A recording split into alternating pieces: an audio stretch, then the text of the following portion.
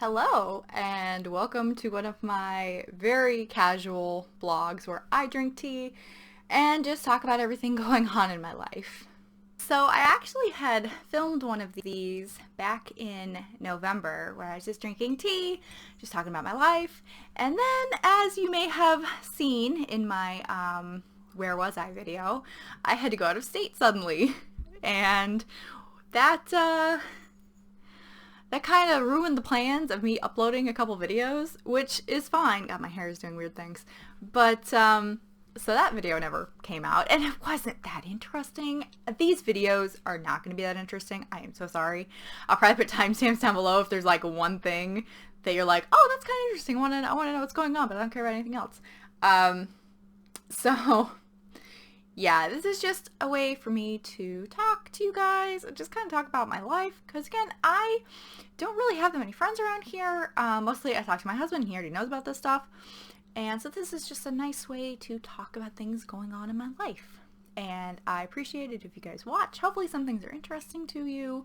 If they're not, I apologize, and like I said, I will try to remember to put timestamps down below. So the tea that I am holding and not yet drinking because it's a little too hot is this Genmatcha tea, or Genmai cha. Green tea with roasted rice. It's literally what it says it is. There's green tea, there's roasted pieces of rice, and popped pieces of rice in this. I don't know if you can see that. That is what it's supposed to look like. It's got a really nice flavor to it. It's a green tea, but it's got like I don't know how to describe it. It's like an earthy kind of flavor, or it's almost like you have put Rice Krispies in it. But it's just got a nice flavor to it, and it's really calming. It's really relaxing. I really like it. I actually bought this like a year and a half ago when I went to Disney World. I went with my mom and my sister, and we went to the Japan pavilion at Epcot, and I was like, all right, here's where I'm spending my money. I actually only bought like this and some Haichu, because ultimately I can get pretty much everything from there either cheaper or I don't need it. It's just pretty and I liked it. But I did get this tea because I haven't seen this tea elsewhere, and it's really, really tasty and I really like it, and I should probably use it because it's technically out of date. Tea is fine. You just make sure it doesn't get wet, it doesn't get too moist, doesn't go stale, and it's fine. This tea is still fine. I obviously need to drink more of it. I have so many teas. I, at some point, should bring in my tea collection and show y'all, because, oh my god, you're gonna think I'm a crazy person. I'm also, I'm also a bit of a tea snob. I don't mind bag tea or anything like that, but I'm such a snob when it comes to the flavor of it, and I don't even know if that's snobbish, that's just, I want my tea to taste good, to taste like something. If I have to add way too much tea for it to taste good, we have a problem. For this, I add 1 teaspoon to about 8 ounces of hot water, and it tastes fine. All tea should be like that, but no. Or at least, you know, it should say add 2 teaspoons. I've had to add like 4 or 5 teaspoons before, and at that point, it is too much, and it is not worth the money. But I also am a little snobbish when it comes to, like, you have to brew it at the right temperature. Like, when people brew green tea at the wrong temperature, it drives me crazy because it doesn't taste good when it's brewed at too hot of a temperature. It actually shouldn't, it should be brewed at about 170 degrees. It's before boiling. So should black tea, actually. The only tea that should be boiled at, or should be brewed at boiling is herbal tea. Everything else should be a little bit lower than that. Otherwise, it tastes bitter and gross, and I don't like it. So, I think maybe that makes me a snob. I don't know. I have a lot of tea, and I have opinions about it. That's so good. I love it.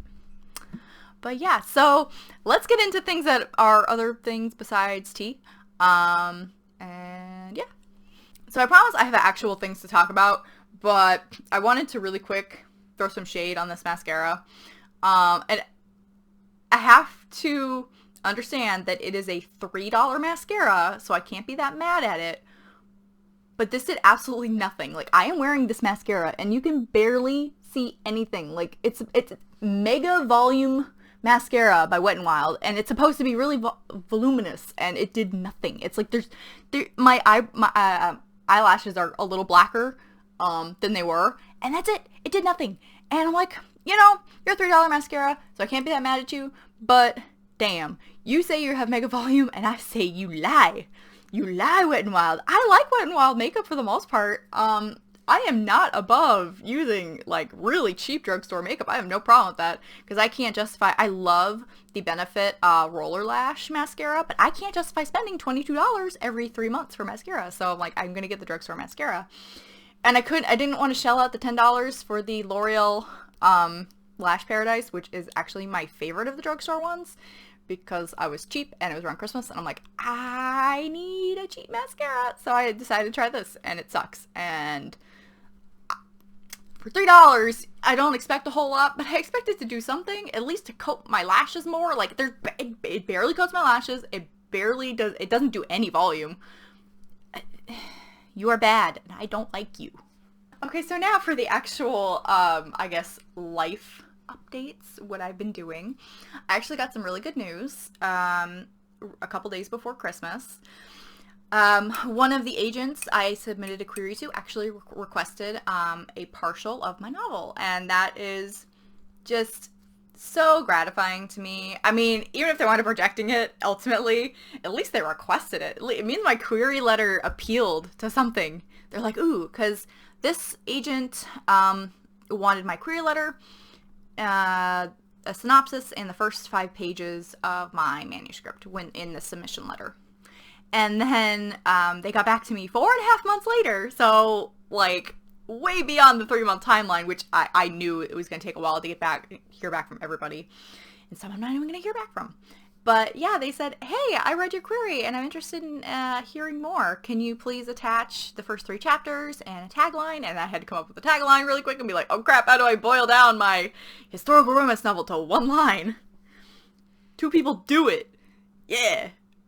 2 people do it in Regency England, but obviously I did something classier than that, but that was basically what I did.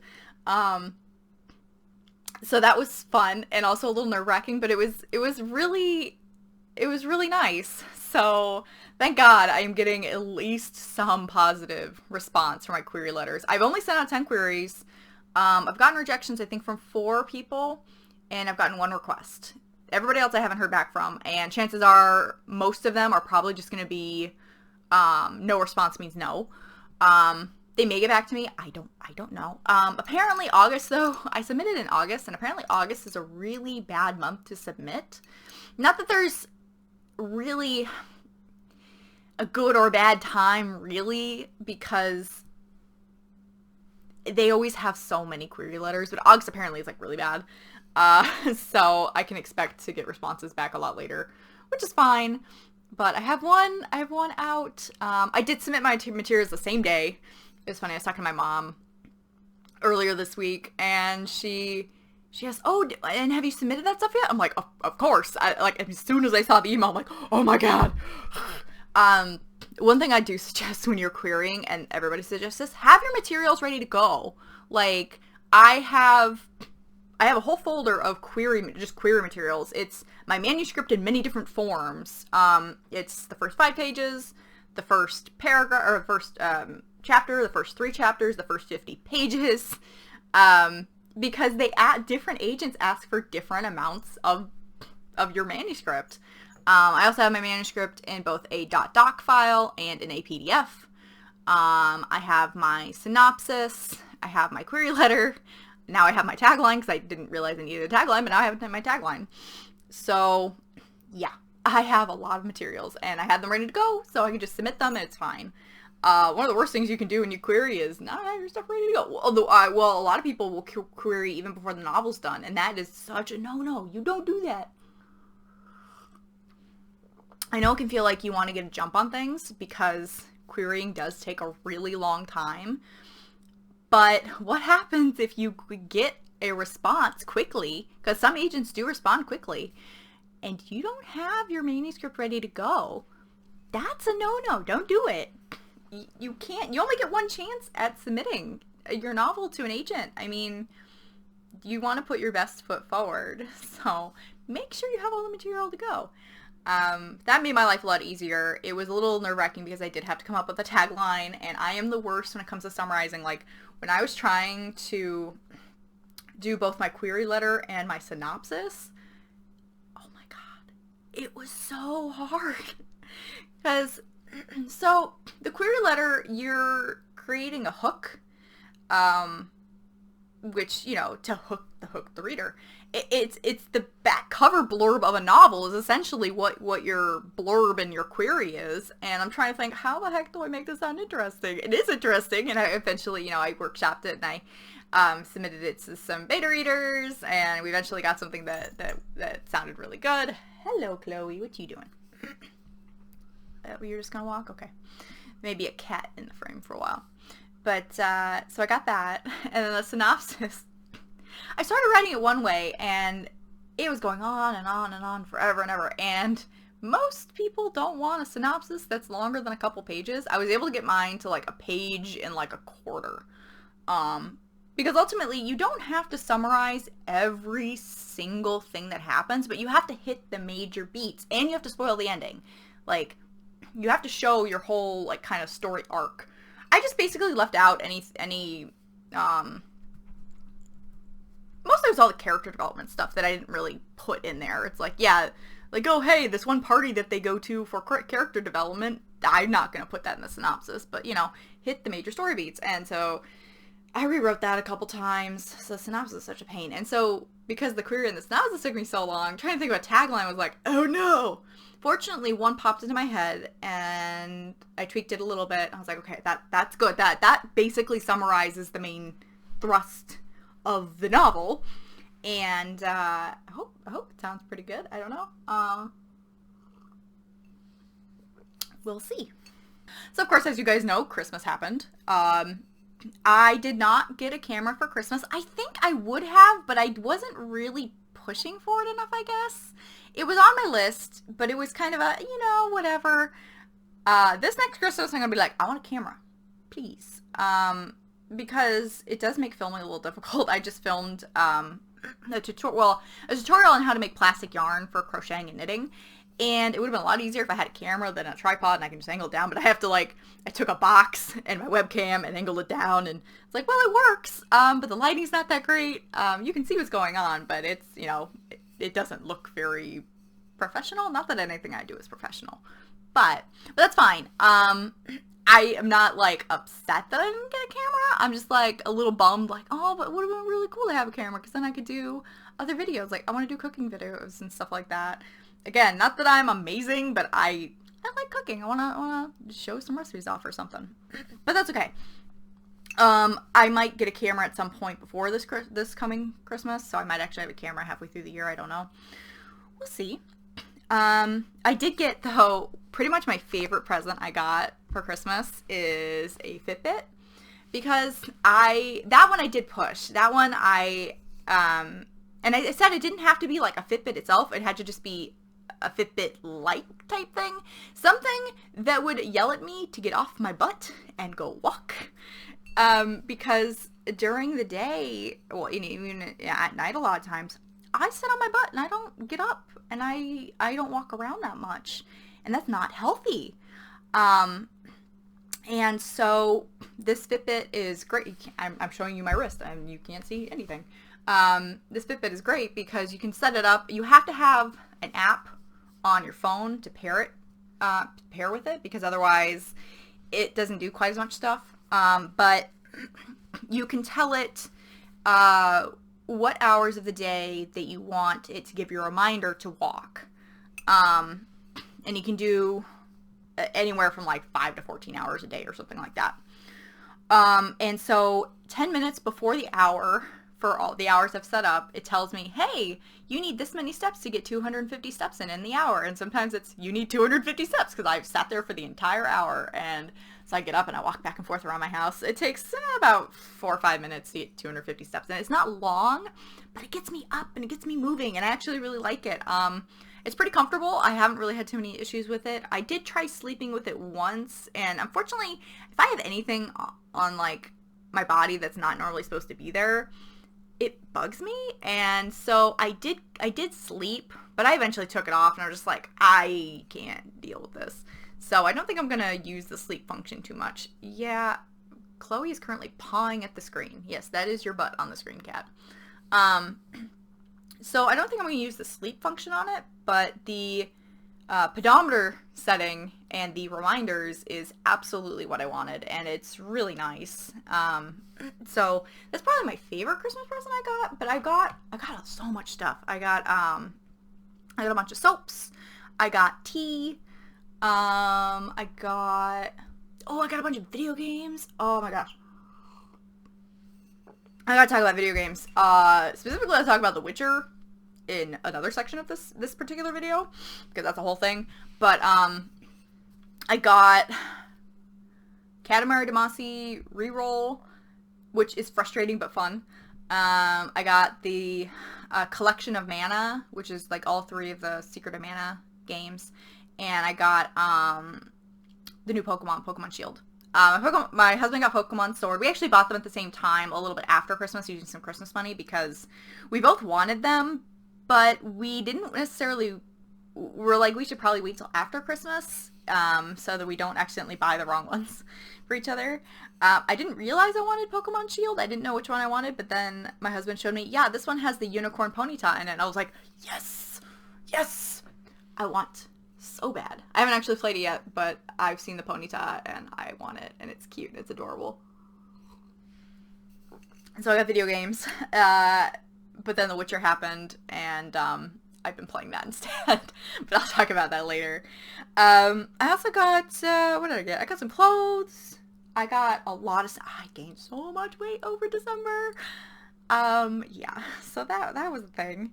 So yeah, let's talk about that weight gain in December for a little bit. So, like a lot of people, one of my New Year's resolutions is to lose weight. This isn't really a New Year's thing. This is just okay, Christmas is over, and now I'm like several pounds heavier. Let's lose that weight. I probably don't look overweight, but I'm very close to being technically overweight. I am currently 149 pounds. Again, I don't think I look like I'm that heavy, but 150 is technically overweight for my height. And of course, when you go to the doctor, you weigh a little bit more. So I was technically 152, I think, when I went to the doctor a couple months ago, for my annual physical. And they're like, yeah, you're technically overweight. You just need to lose a couple pounds. You'll be fine. And I went, oh no. So my goal is to get down to 140, or lower by the end of the year and stay there. Like, it would be great to, get below 140, but then by the end of the year, end December and all the snacking and be at 140. That would be great. My ideal weight is around 135. I look really good at 135. That was the weight I was at for my wedding. But we'll see. We're not, and my husband needs to lose weight too. So we're both doing it together. One thing we've been doing for several years now is meal prep. We did this initially for the wedding, and we did it really hard, like lunches and dinners we meal prepped, and they were small portions, all super healthy. And that worked for the wedding, but then afterwards we realized it was a little difficult to stick to both of those. So what we've settled into is doing meal prep for lunches during the week. We pick one meal and we meal prep it. It's usually something slightly healthier, but it's not super healthy. It's just an appropriate portion. Nothing bigger than 500 calories usually. Like this week we have lasagna, and my cat is playing with a bell. But yeah, we have lasagna for this week. We'll probably be doing a curry of some kind next week. And it's all just about proper portions. And then for dinners, we used to meal prep those, and that became a pain. So now I cook dinners, and it's about portion management. Making sure I'm not making too much or putting away the leftovers so that we're not eating too much. So that's kind of our main way of losing weight. We're also doing a little bit of exercise. In November, we got the Ring Fit Adventure, which, again, because I had to go out of state, that kind of, we only did like 2 sessions and then we stopped. But we started it up again yesterday. My calves are killing me. But it's actually a really good workout, especially for 2 couch potatoes like my husband and I. And it's been nice. It's been getting us active, and the portion control really helps too. We basically aim for 1,500 calories or less a day, and that seems to work pretty consistently. If we can stay at 1,500 or less, we usually lose weight pretty quickly, but not like too quickly. Like, oh my god, what are you doing? And then the Fitbit has also been very helpful for getting me up and walking around, and I think that's really helping with my metabolism a little bit, just to get it going a little bit more. I am hungry though. Oh my god. I completely disregarded portion size and everything in December. Well, basically since Thanksgiving until the end of December. I went, you know what? Screw it. I've had a hard November, and I'm going to eat what I want, and then I'm going to be really good for the rest of the year. It'll be fine.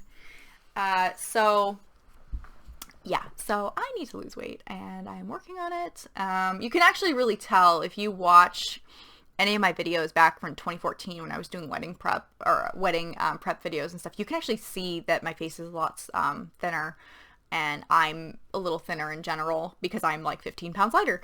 That's the weight I want to get back down to, because that's the great weight for me. And we basically just want to get into a situation where we're able to maintain our weight pretty well, and we're at a healthy range, I guess.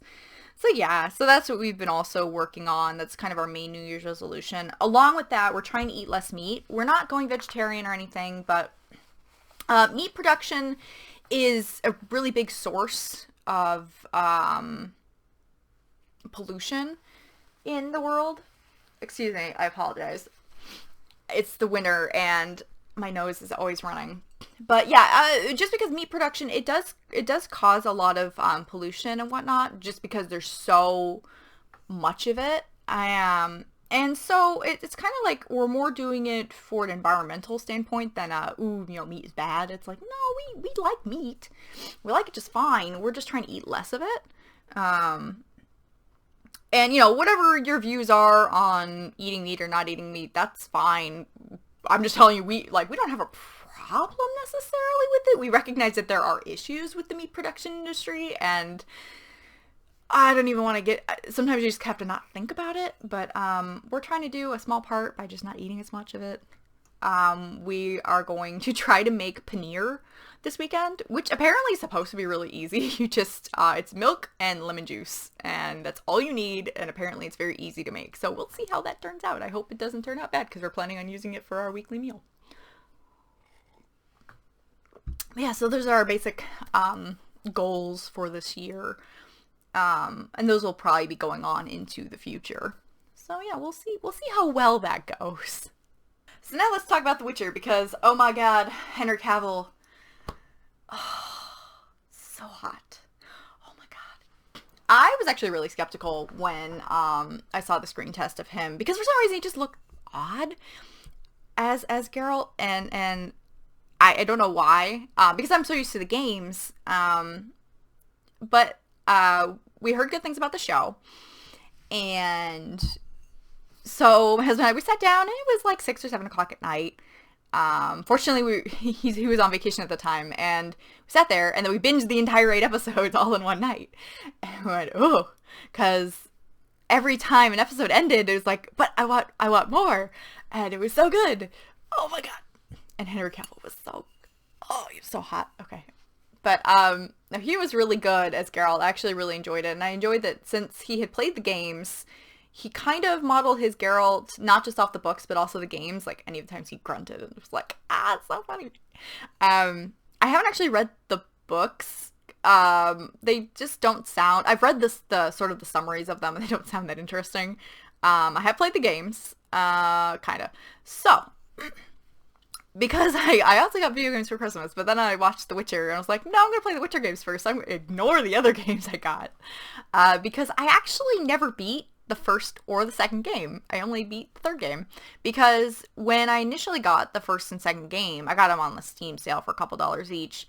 I was still a little newer to video games. Not that I hadn't played video games before, but I was mostly, I'd mostly played JRPGs and like Pokemon. I hadn't played sort of the action RPG type things. I think Dragon Age and Mass Effect were kind of my first introduction to it, and those are a lot more forgiving than The Witcher. Because if you play on anything other than easy, you are in for a rough time with The Witcher. And even then it can be a pain.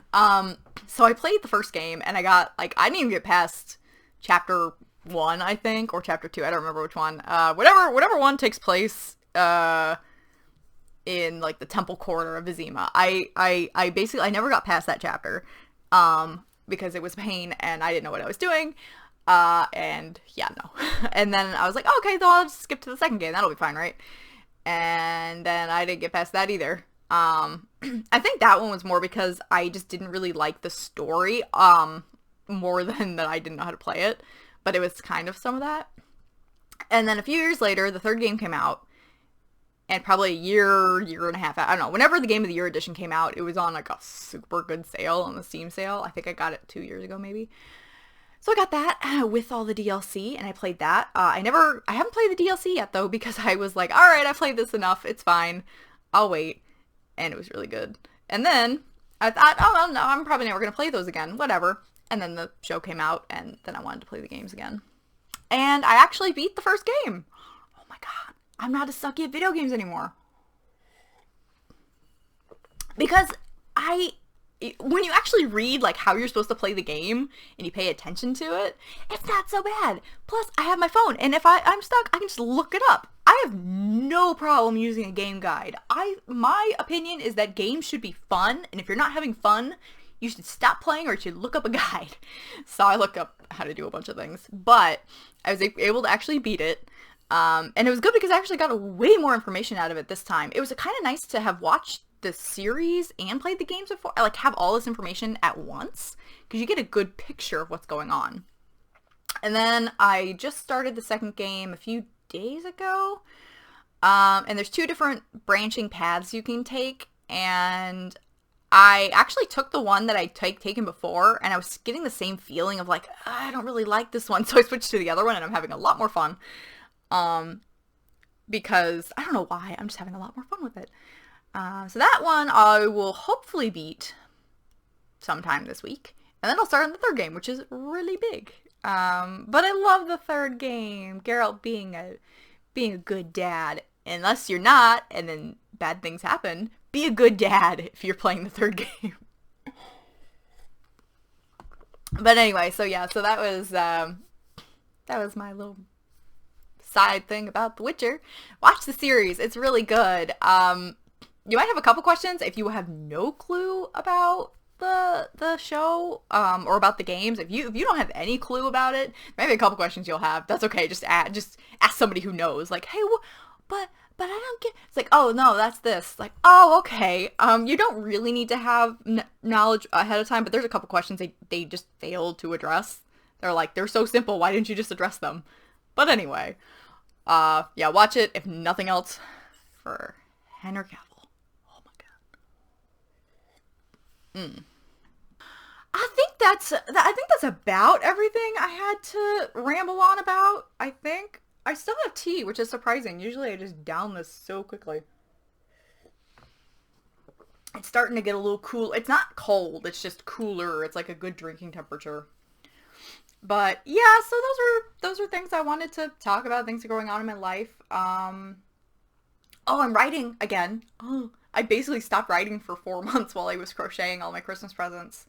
I have to stop. I've been stopping procrastinating. Actually, it was right. I wrote, basically my goal was after, New Year's, basically New Year's break, I was going to sit back down and write, and it'll be good. And it's a different genre than it's kind of a different genre than I usually write. It's definitely different, because I don't want to write the sequel to my romance novel yet, because if the first one goes nowhere, I don't want to have this second one sitting there, or if they want changes in the first one and it'll affect the second one. Because, I mean, romance novel sequels, they're more self-contained. Like, you usually don't need to read the first ones, But like, say if they don't like a particular character, and then I write a sequel about that particular character, or they change aspects of it, then it's like, you kind of screwed up. So I'm not writing it. I have the idea for it, and I have some notes for it.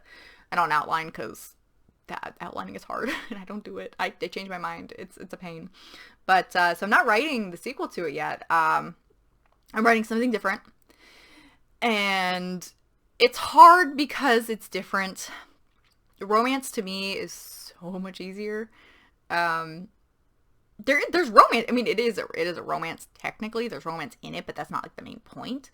So it's kind of interesting setting other things up and all that.